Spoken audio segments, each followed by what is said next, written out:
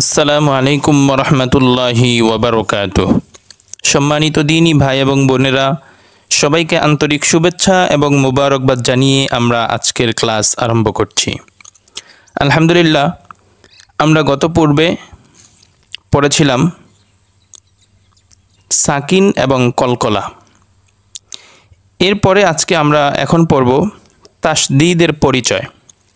তাসদীদের পরিচয়। তাসদীদ দেখতে কেমন? আমরা এখানে দেখতে পাচ্ছি তিনটা মাথাওয়ালা, তিনটা দাঁতের মতো। এটাকে বলা হয় তাসদীদ। তাসদীদ কিভাবে পড়তে হয়? তাসদীদওয়ালা হরফ দুইবার পড়া যায়। প্রথমবার তাহার ডান দিকের হরকতের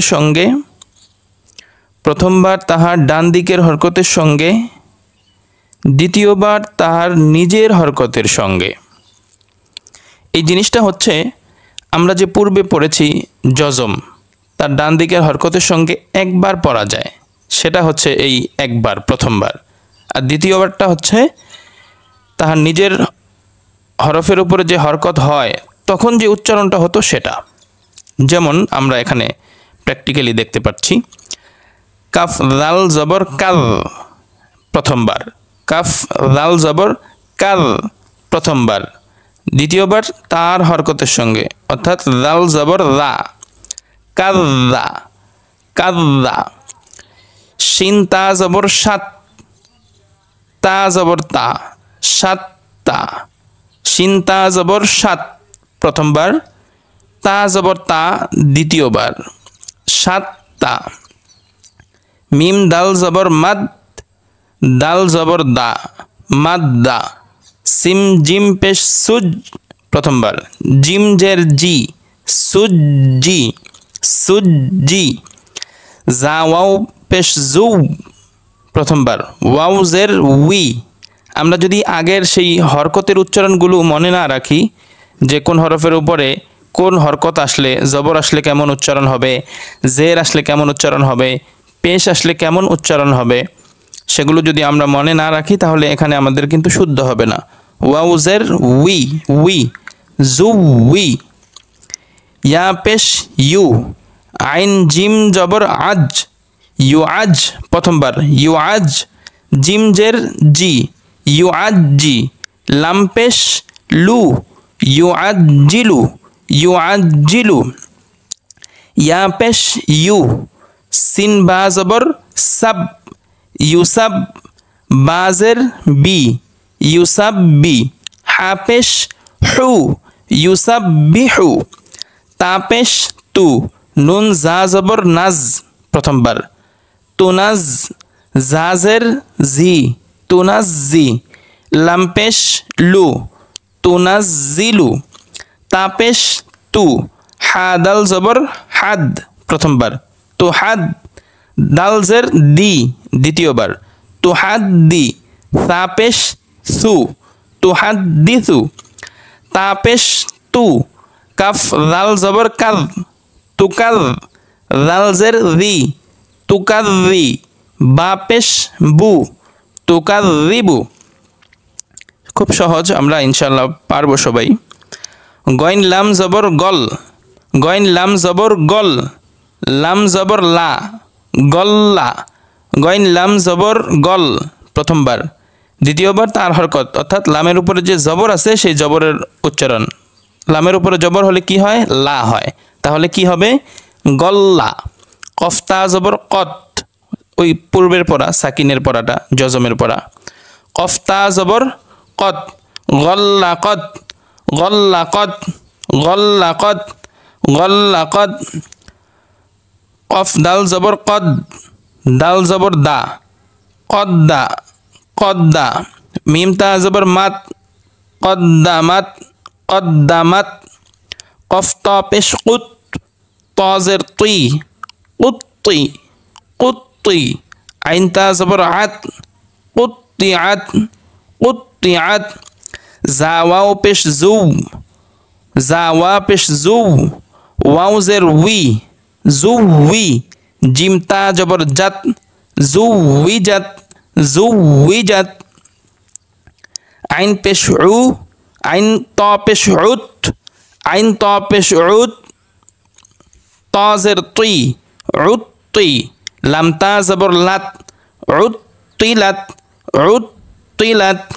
আশা করি আমরা তাসদিদের পরিচয় এবং তাসদিদ কিভাবে পড়তে হবে সেটা আমরা খুব ভালোভাবে জানতে পেরেছি। তাসদিদের পরিচয় হচ্ছে এই যে তিনটা মাথা, তিনটা দাঁত, আর পড়তে হয় তাসদিদওয়ালা হরফ দুইবার। প্রথমবার তার ডান দিকের হরকতের সঙ্গে একবার উচ্চারণ করতে হয়, আর দ্বিতীয়বার তার হরকতের সঙ্গে একবার উচ্চারণ করতে হয়। এই দুইবার পড়তে হয়। এখন আসি আমরা ওয়াজিব গুন্নার পরিচয় নিয়ে। এটা আর আলাদা করে পড়ার কোনো কারণ নাই, কারণ এই সেম জিনিসটাই এই ওয়াজিব গুন্না এখানে হয়েছে, জাস্ট এগুলোর মধ্যে গুন্না হয় নাই এই দুইটা হরফ মাত্র, নুন এবং মিম। 29টি হরফের মাত্র 2টি হরফ নুন এবং মিম, এই দুইটার মধ্যে তাসদিদ হলে গুন্না হয়, বাকি 27টা হরফের মধ্যে গুন্না হয় না। এছাড়া সব কিছু একরকম। যেমন দেখাচ্ছি, আইন মিম জবর আম, মিম জবর মা, আম্মা, এটা তো আগের মতোই। কাল্লা, এটার মতোই। তো এটার ব্যবধান কি? ব্যবধান হচ্ছে এটা বলার সময় জাস্ট একটু গুন্না হবে। কেমন? আম্মা। নুন জিম জবর, জিম নুন জবর জান, নুন জবর না, জান না। যেহেতু নুনে এবং মিমে তাসদিদ হলে গুন্না করে পড়তে হয়, সুতরাং এই দুইটার মধ্যে একটু গুন্না করতে হবে। যেমন জান্না। মিম নুন জবর মান, নুন জবর না, মান্না।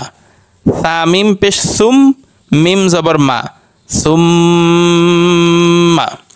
হা নুন পেশ হুন, নুন জবর না, হুন্না। হামজা নুন জের ইন, নুন জবর না, ইন্না। দেখুন ব্যবধানগুলো আগের মতোই, সব কিছু তাসদিদের মতোই, জাস্ট গুন্না। হা মিম পেশ হুম, ইন্নাহুম, ইন্নাহুম। জিম নুন জবর জান, নুন জবর না, জান্না। তা দুই পেশ তুন, জান্নাতুন। জিম জবর জা, হা নুন জবর হান, জাহান। নুন জবর না, জাহান্না। মিম জবর মা, জাহান্নামা, জাহান্নামা। ইয়া জবর ইয়া, ইয়া জবর ইয়া। য নুন পেশ জুন, ইয়াজুন। নুন পেশ নু, ইয়াজুন্নু, ইয়াজুন্নু। মিম জা পেশ মুজ, জা মিম জবর জাম, মুজাম।